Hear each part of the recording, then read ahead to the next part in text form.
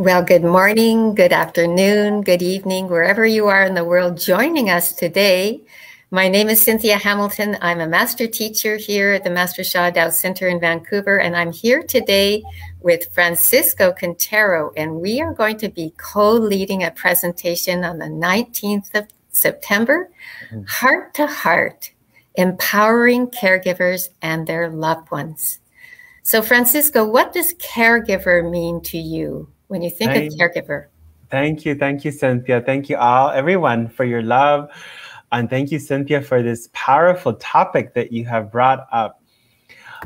There's two things that come to mind about caregivers. One is I watched my parents be caregivers. They were taking care of my 98-year-old grandmother. She has already transitioned. But during those final years of her life, I saw how much love, how much care, how much it took of both my parents to take care of my elderly grandmother. But that really touched my heart because it brought a whole different perspective about my parents, and it really changed my mindsets and views about their love for family. That was one thing that I noticed. And I also saw how difficult it was for them on many different levels, energetically, emotionally, and more. So that's one part when I think about caregivers. The other part, Cynthia, is I work with a lot of people who they come to me for healing for their loved ones. And like right now, I have a client, and he's about in his 60s. And his mom is about in the 80s. And I could see how physically it's exhausting him. And he's doing it by himself and emotionally. And he often will connect with me when he's reached like a tipping point. And I can see how he's not the only one, but many people, how they struggle taking care of their loved ones, and how they can easily also become out of balance. So the caregiver also needs a lot of love, care, support to be more empowered to support their loved ones. So those are the two things, Cynthia, that come to mind on this topic, and both are very dear to my heart because I see how much people suffer around this topic. Yes, for many years I was in the healthcare system, and it was a big topic actually among the professional caregivers, the nurses, all of the hospital staff. They would have programs actually, usually around a stress relief. They would offer counseling for people to help them to manage their emotions and prevent burnout, actually. Yeah, so that's exactly what I've been working with with some students and clients is one, the burnout, and because a lot of people are experiencing that right now. The other is emotionally, a lot of anger actually comes up for some people, and a lot of like depression even, or like some clients that I have, they don't have time to sleep because they have to wake up in the middle of the night to take care of their loved ones. So they're dealing with a lot of sleep issues as well. So yes, I see a lot of, there's so much suffering that's taking place with the caregivers. Mm-hmm. Yes, well, we have a guest who's going to be joining us today, and she actually was a nurse, and she has lots of experience being a caregiver. And she has experienced a huge benefit from the Tao calligraphy healing field. Wonderful. Welcome, Barbara. Thank you. I'm so happy to be here. Please share your experience, Barbara. Yes, I was a caregiver for most of 5 years. Beginning about 2014, and my sister was diagnosed with cancer, and then within a few short months, her husband was diagnosed with a progressive lung disease. And so I was very involved in their care for the better part of 5 years. For me, it was the caregiving was kind of up and down because depending on just where my sister was at with her treatment, she was well sometimes, other times really sick. So it was up and down. With her husband, it was, a steady decline over 5 years. And I would say that the experience of caregiving is really a labor of love. And in my experience, it was not a question of whether or not I was going to do it. It was, of course, I'm going to do it. And I was very happy to be able to be the person that they could count on. I think for me personally, what sustained me is that I was already a student of Master Sha. I knew the practices of Master Sha. I knew about the Tao calligraphy healing field. I was able to do some practices during this time. And I think it was very, very helpful. It wasn't enough because it's still a very stressful time. And there's lots of things to worry about and think about and be on top of. But I would have to say that without those practices, I don't know that I would have gotten through it with the kind of energy and the compassion, sustaining that level of compassion and love over a long period of time. I wouldn't have been able to do it, I don't think. So yeah, and I think the other part of it is that when these two people in my life that I was very, very close to, when they get to the end of life, that piece is an incredible privilege to walk somebody through to that transition. And I wouldn't give that up for anything. It was a very trying experience, but what a privilege to be there and have that experience of someone transitioning and understanding what's happening. Was very moving and very humbling for me. Beautiful. Master Sha often says one of the most important things you could give to someone is to help them in the process of transitioning. That's one of the biggest things you can do for people. Barbara, what was one of the practices that helped you to sustain that level of energy and compassion? Well, I had divine healing hands at that time, and I did it every day. I did it for myself, and I did it for my loved ones, and I gave them a blessing every day, gave myself a blessing. I also did tracing.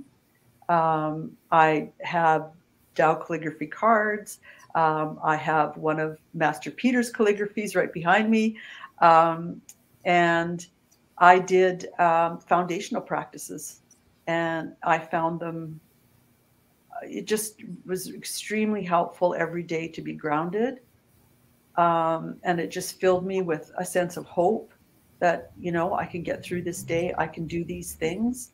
And it helped me to be emotionally stable during a time when my emotions are kind of all over the place. Like, I want to be hopeful, and yet there's times when, you get bad news, or this isn't going well, or this treatment isn't working, or no, we have to shift to this, or I see deterioration. So it's hard to keep that sense of emotional stability and not be on a roller coaster, because that's not helpful to the people that you're giving care to. They need you as a steady person that they can count on day to day, every day, no matter what's going on. They know you're going to be there. You're going to be emotionally steady for them, because they need that from you. They don't just need your care. They need your they need you to be that normal person that's just taking care of things and just being able to be very present with them during the process that they're going through, and allow them to have the emotions, but be very steady. It's a real gift. I mean, I just, when I think back on it now, I think that was probably one of the best gifts I could have given them, is that I was just there every day and I was always the same. So whatever was going on for me, because of what I was feeling about their deteriorating health, I would deal with it somewhere else. You know, I would do my practices, I would meditate, I would take care of it, but not when I was with them. Beautiful. Yeah, I found that for myself as well. Coming to the Tao Calligraphy Healing Field is like coming home. It's a place I can nourish my soul, heart, mind, and body, replenish, and then go back out and be, as you were saying, that rock for the person that we're caring for. Yeah. Yeah. So it was, you know, it's hard to think about, you know, a big chunk of time like that. Like 5 years seems like a big chunk of time. And yet when I think about it now, as they both transitioned, but when I think about that time now, it was a very rich time. I mean, I learned a lot. I was, you know, there's something about that learning about what it's like to be in a position where you know someone's going to die, but you're there every day with hope and compassion in your heart, and just willing to give it another day and just be grateful that, you know, that here's another day that I got to spend with them. Beautiful. You know, and I'm grateful for every day. We can feel your love and compassion. Yeah, it's like I say, it's a real labor of love, and I think it's just something that's hard to describe. You kind of have to be there, but if your heart's in the right place, I think it's not. I didn't think every day, oh, I'm so stressed. Oh man, how am I going to get through another day? It was almost like I really felt privileged to be there every day and do what I could do, and know that I was making a difference. So I just, nobody wants to have to do it for a loved one. You don't want to have to acknowledge that, yeah, you know, their life is going to be shorter than I'd hoped. But what I would say to anyone that's in a caregiving position is really just lean into it. And it's a very enriching experience. At least it was for me, and one that I really cherish now. Thank you so much, Barbara, for sharing from your heart. I could really feel your heart. And, oh, you're most welcome. Yeah, yeah. And so for those of you who are caregivers, you may not even think of yourself as a caregiver yet, but we are all caregivers, actually. Some periods of time in my life, I've been in more of an intense caregiving roles than in others, but we can all open our hearts more. Mm-hmm. We can open our hearts wider, you know, not just compassion for ourselves and our own family, but even wider than that. And this is what you've done, Francisco, so beautifully. Is so many people are coming to you now. You've opened your heart widely. Actually, what reminded me when Barbara said, you have to be like the rock, just be there, present.